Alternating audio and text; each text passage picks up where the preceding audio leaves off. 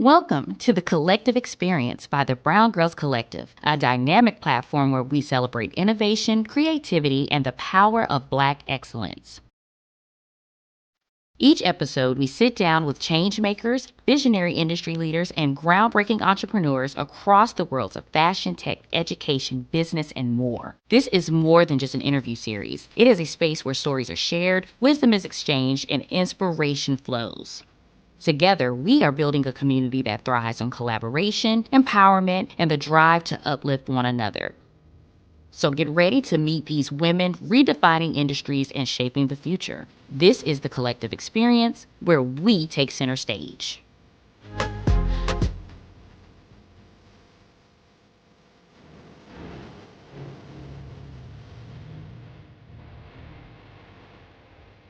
Hey Brown Girls, this is your girl Desiree. Today we have author and producer Stephanie Perry Moore from the Cool and the Strong TV series. So Stephanie, can you tell us a little bit about you?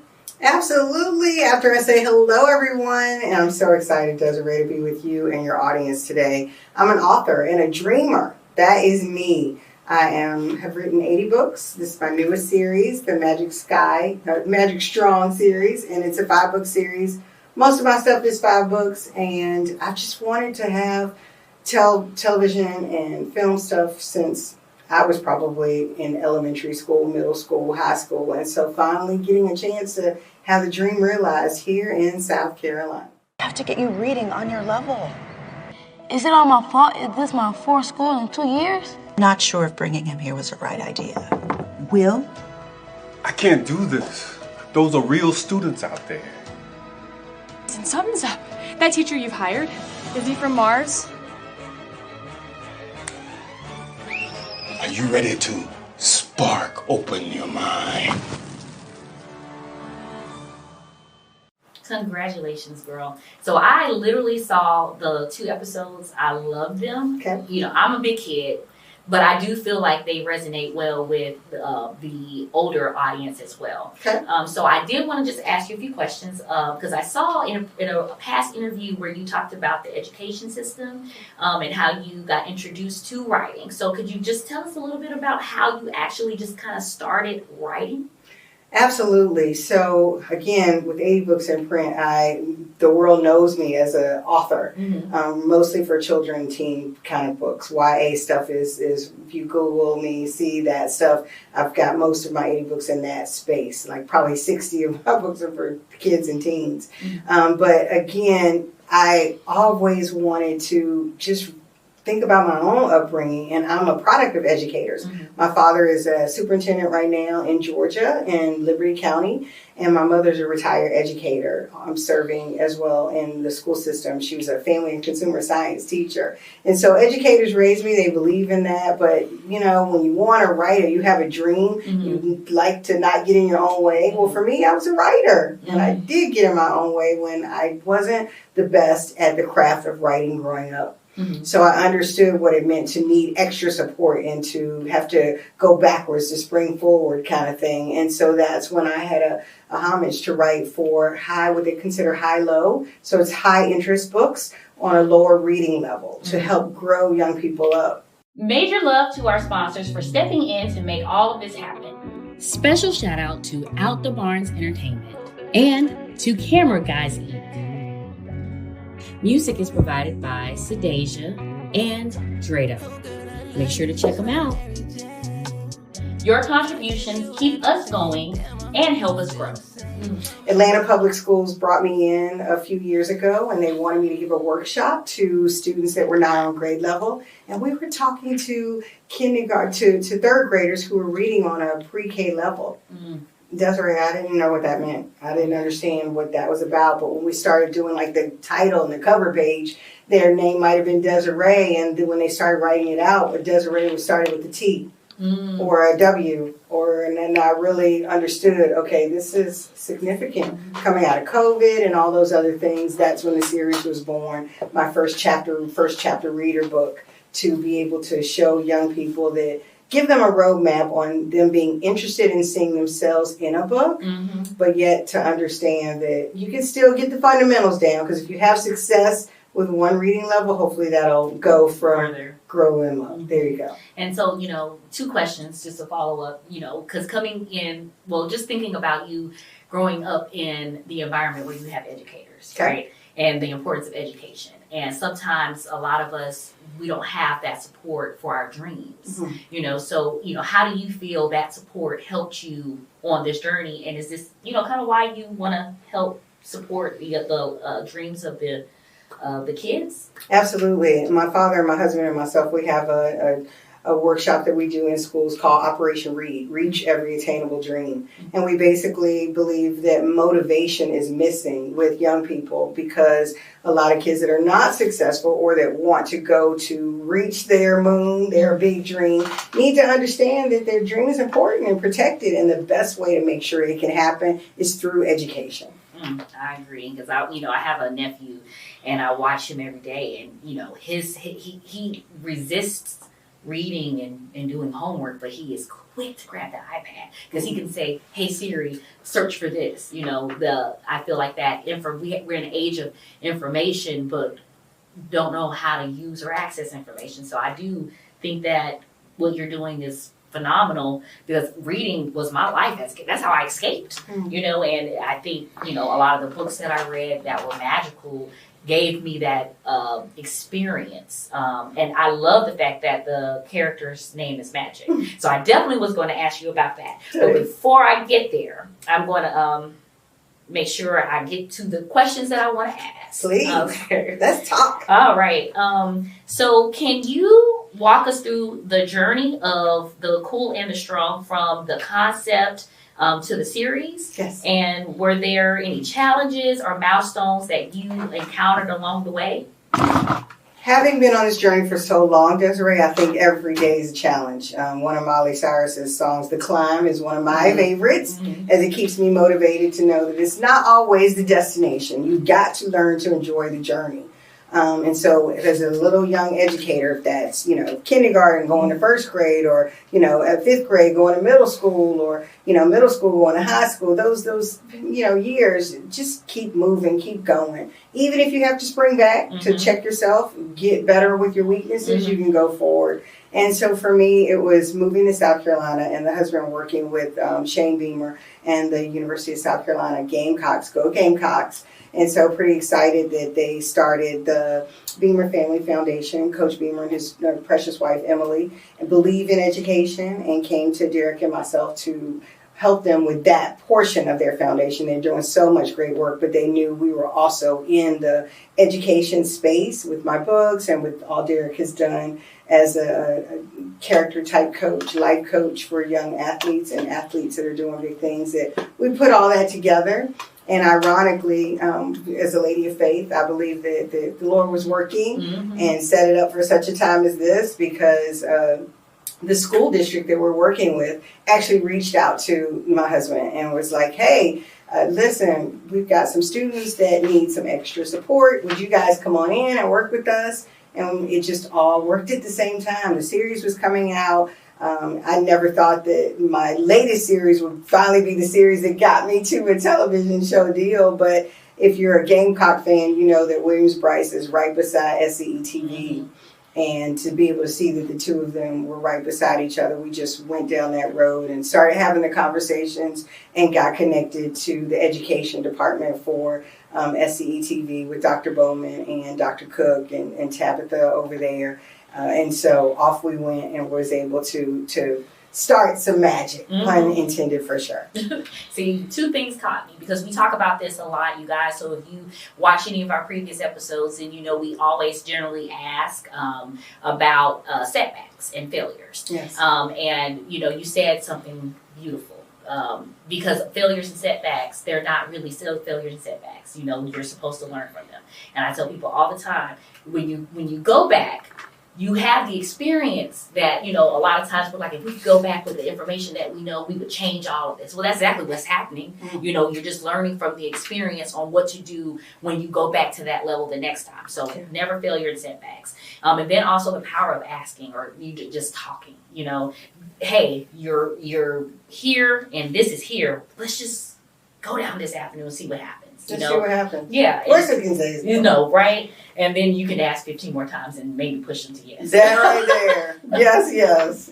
But yes, I love that for you, and I love the story that you're telling to the youth. Like I really love the story, and if you guys have not checked it out, you need to go check it out. And can you tell them where they can check it out? Absolutely. SCETV.org or PBS.org. Just Google The Cool and the Strong on both of those. It should pop up.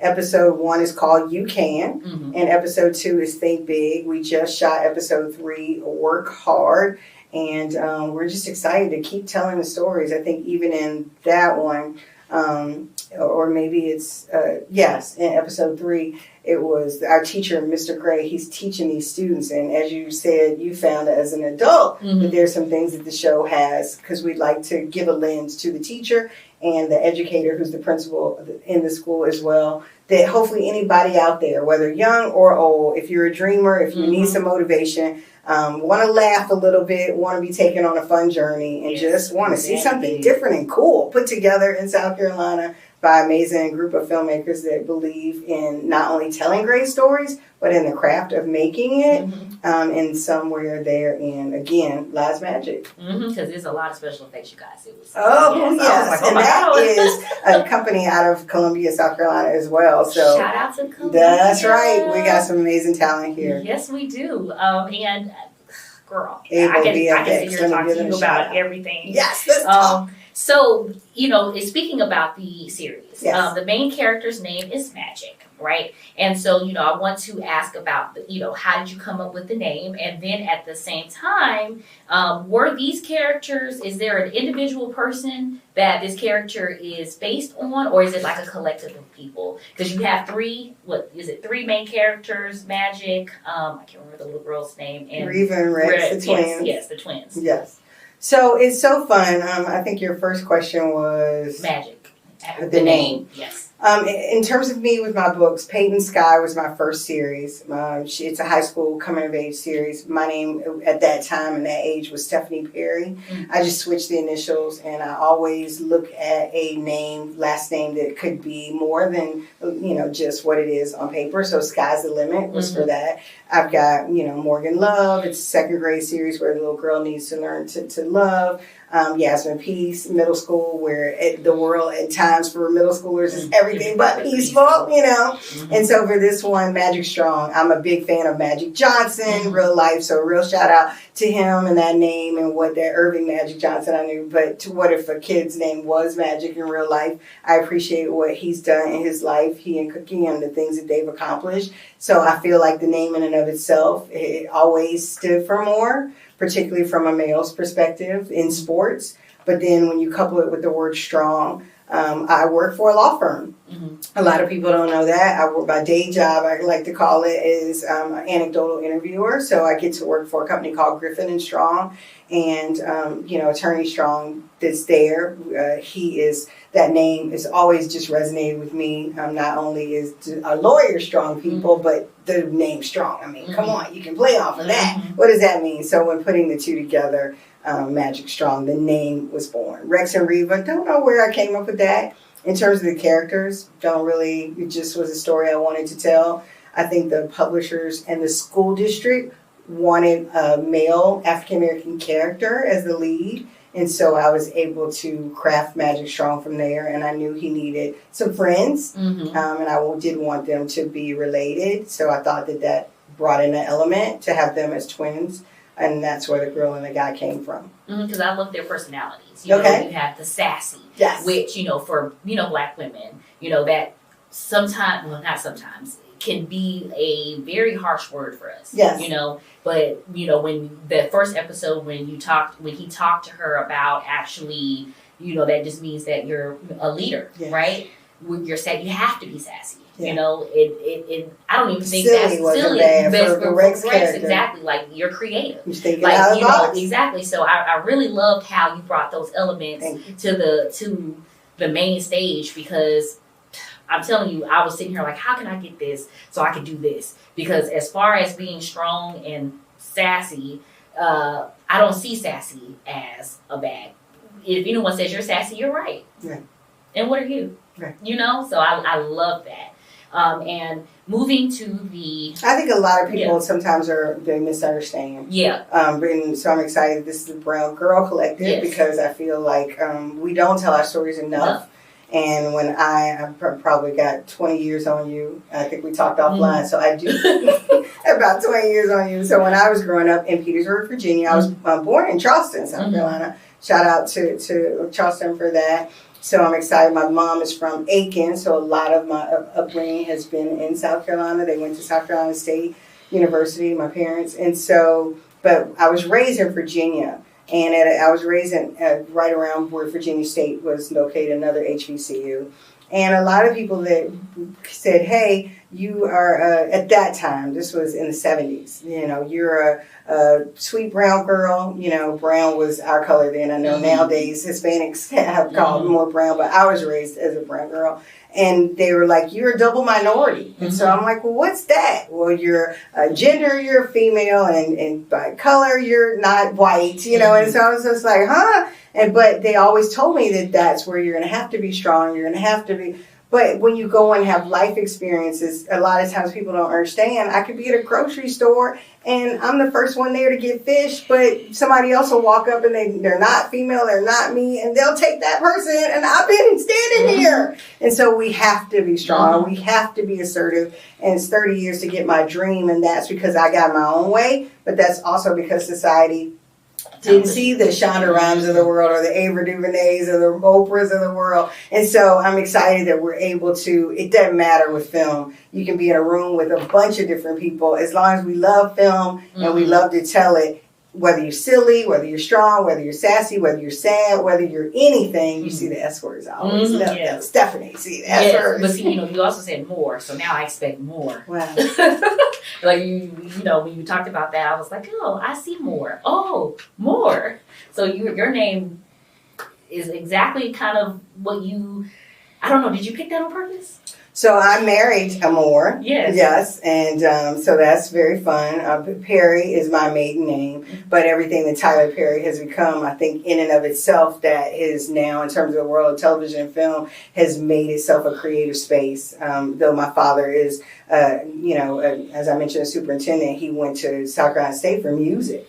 So he was a band director first. That was his entree. So I've always been around the people in the arts, and grew up that way. My mother introduced me to my first plays. I would watch, Fiddler on the Roof. I would go and always watch, Somewhere Over the Rainbow, which is... I'm going to say Kendrick Lamar. What am I talking about?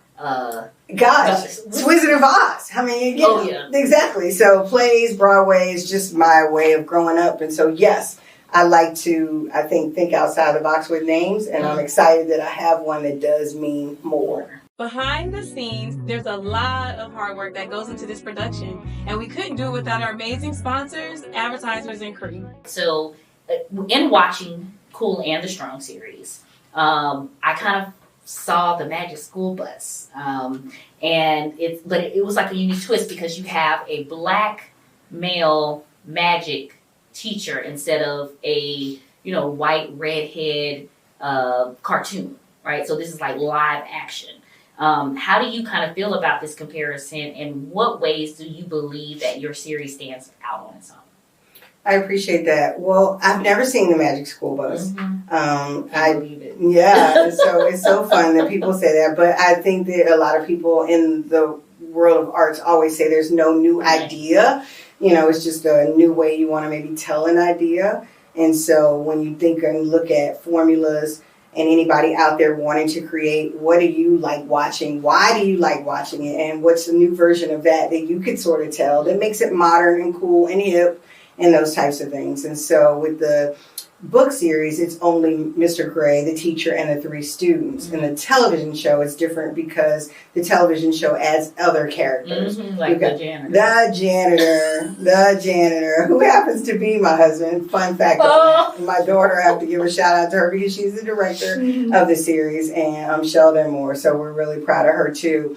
But then Dr. Strong, the character who is the principal, and in speaking and being real educators in the school system, excited that the real principal of the school, to see Dr. Strong bring that character to life has been fun. And then the precious Miss Hill character. You know, our actress that plays her, Mary Rogers McMaster, she's just so amazing with how she brings that to life as well. A caring sort of character. Mm-hmm. So I think when you put all those elements together, we've been able to create something that people watching it just either they want to laugh or they want to be motivated or they want to have something that they can show to their students. And so we're excited that hopefully we can keep on doing this. Mm-hmm. We're gonna make sure of that. And as far as the character development and all the elements, right? When you're watching it, it doesn't look like it took a lot. Like you're seeing a finished product, right? So you don't know exactly what it took to make all of this come together. Yes. So how do you feel about that journey? Like, how do you feel that from the idea to it, you actually seeing that? Like, how does that make you feel? It feels like a dream come true. And to telling students when I go to speak that your dream is important, it can happen. For a long time, there's a lot of self-doubt there when you're trying and you hadn't made your own dream come true. But I was always able to stand in front of any student and say, don't quit. If I'm not quitting, why should you quit on your dream? But there are things and reasons as to why sometimes we don't get what it is we want, and we have to self-reflect and look at ourselves and try to be better. Mm-hmm. And so the book series, it's all about educational, state standards and components, but the television show is motivational things. Mm-hmm. You can think big, work hard, never quit, do more, those types of concepts. Mm-hmm. And I just think those go beyond any grade, any color, any gender, any person, any dream. We all need that to know that you can do it. Yes, because you can literally talk yourself out of everything. Yeah. Everything. I was watching Bridgerton, not to, bring that up, but it was a part where she was sitting on the bed. I was at the first episode, and she was like, I should have went over that wall. And sometimes you're like, but then you see everything else play out, and you see how everything ended up working itself together. I feel like there are two roads that's going to ultimately lead you back to the same road. You can just have two different experiences. Just how that experience brings you to where you're wanting to go at the end. But to kind of move forward a little bit, to talk about your dreams and realizing it. Was it when you got all those awards? And can you tell them what awards you've won so far and how you feel about that? Right. So right now we are nominated for a Southeast Emmy Award. And the awards ceremony is going to be in June 15th. I'm not sure when this is going to air, of 2024. And so, but we have won 5 Telly Awards. So we're very excited. 3 of them were silver and 2 of them are bronze. And from music to kids programming to lots of different things. So we're just excited. And then we're in 12 film festivals.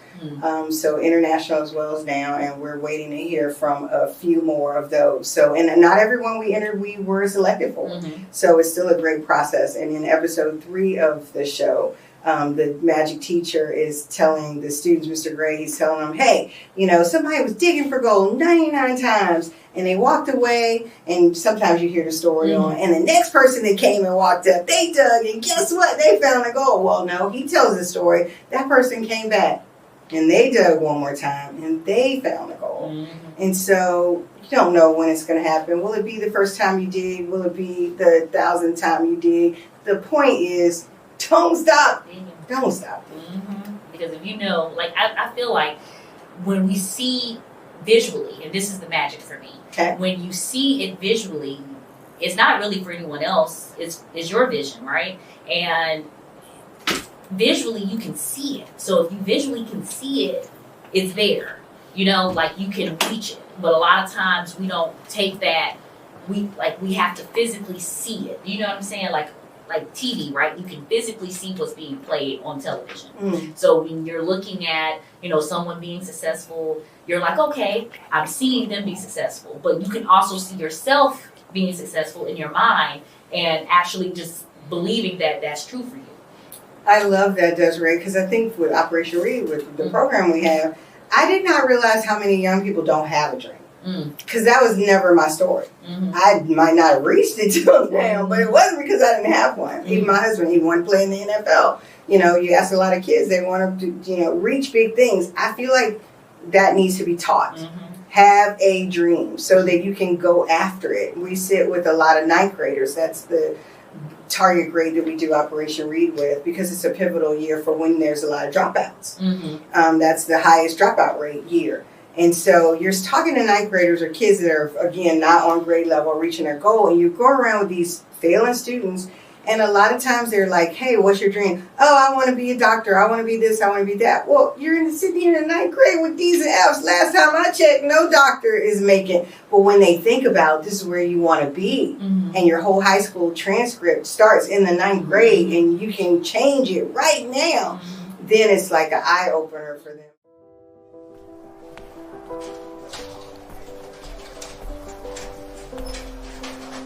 I don't know how to say this, but Austin, I may be... Austin! Hey, did you hear about what happened? No, what? Yo, I'm so tired of being in the front of class every day. Tell me about it. All those tests he have us taking. Did y'all hear what happened to Chris? Oh yeah, this is something real bad happened to that boy. And everybody keeps saying his name, but nobody's saying what happened. I just hope he alright. Yeah. What are you talking about? Mom, what? Okay, Mom. I'm gonna talk to you later, okay? I love you. You okay, Lola? No. You must have heard about Chris. Read that.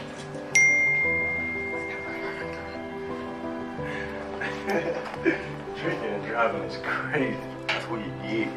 Really, girl? You're a jerk. You okay? I heard what happened. I don't want to hear nothing else about this crash. He gone. Damn, what we gotta talk about? Man, watch you go. Man, you better keep your hands off him. You pressed up to me, I ain't scared. Hey. Come on. Hey. Nah. Hey, break it up. Relax. Come here, something. Nah, that's enough. You three, let's go to ISS. The rest of y'all back to class. Let's go. Do anything. Come get them. Miss Smith, come get them. Let's go. Don't know how to act fighting in the hallway. Same old stuff. Have a seat. Hello, I'm your ISS teacher, Miss Smith. Man, you mean the school babysitter? Hey, don't be that way. I understand the long faces, but you guys could have been sent home today. In the wake of the tragedy with losing one of our students, your friend, I understand. You guys, the school needs healing. Healing? We need more than that. For real. You shouldn't have happened. You're right. For real. You're right. And I'm sure this is hard for all the students. And I understand. So you guys are going to do a collaborative project together. You're going to do a PSA. PSA? A public service announcement that will air today. You guys need to use this pain as power. What are you talking about? They're not hurt like me. They didn't play with him. Chris is my boy, my teammate. My best friend since the 6th grade. Okay, don't minimize how I feel, okay? Chris and I were together for 2 years, and we just broke up 30 days ago. Tyler, I understand. It's okay. Share your feelings. Let us know how you feel. I can't work with them. They're not hurt like me. Chris was my ex, was my teammate. Chris was my blood, my cousin. Cousin?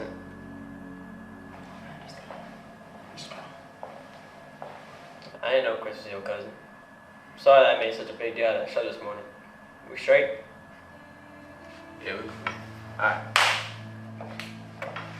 Hey, you guys, I gotta go. I'll be back. Go ahead and get started on your PSA. So you're the cousin he said was a baller. Oh, man. Chris used to talk about you all the time. He even said you'd be in the NFL one day. Now that I think it, my cousin was my biggest fan. Y'all said this girl broke his heart. Y'all went together at Saints. Yeah. Oh, that was you. That's crazy. Austin, you're the teammate that helped him with his classes last semester, right? Yeah. We had a system. We would eat, then study, practice and study, weightlift and study. Now that I think about it, I don't understand why I was drinking and driving. I was on the phone with him when it happened. I tried to get him to pull over there. Boom.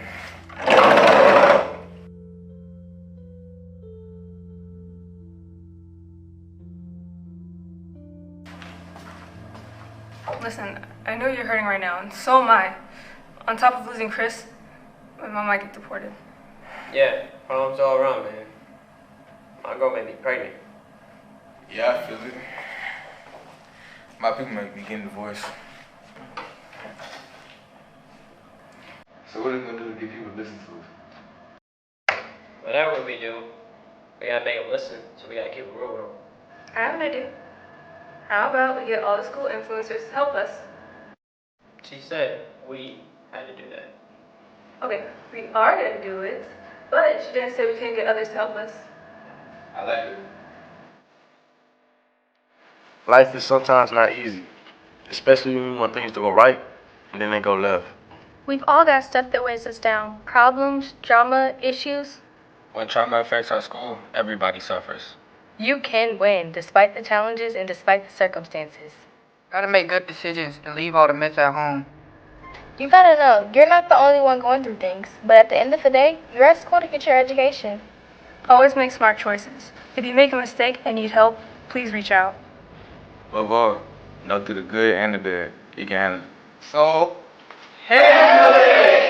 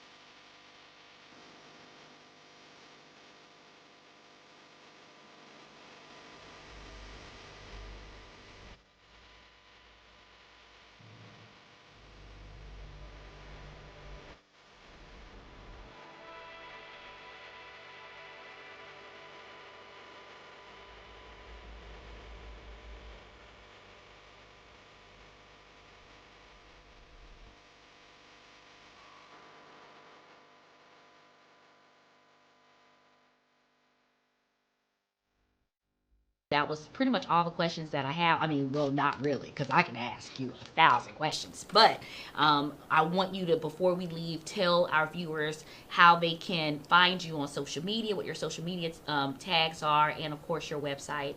And yeah. Well, thank you again for having me. Thank you to all the Brown Girls and any viewer out there that's believing and dreaming, whatever your dream and goal is.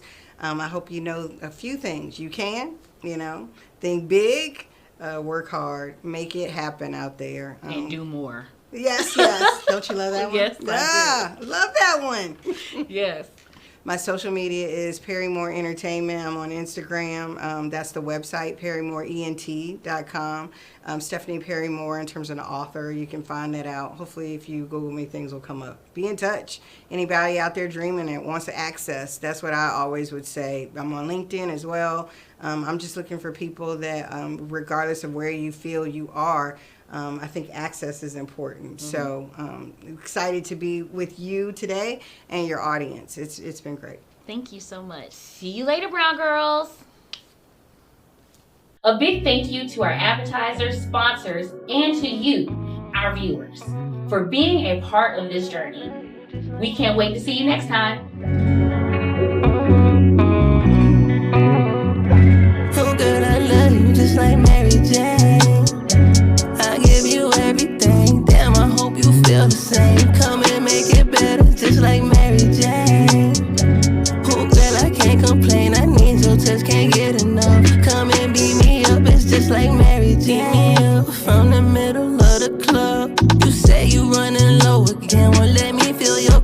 got some papers in my section and some sponsors in the tuck. She been calling me Split Daddy, baby. Please don't gas me up. You can keep your mask. I don't want time with that. Tryna know your heart by the time we start, baby. Ain't no hiding facts. Maybe if you with it, we can start a tab. Break down them walls, you can let me in. I can be your quarterback. Come up with our tape right on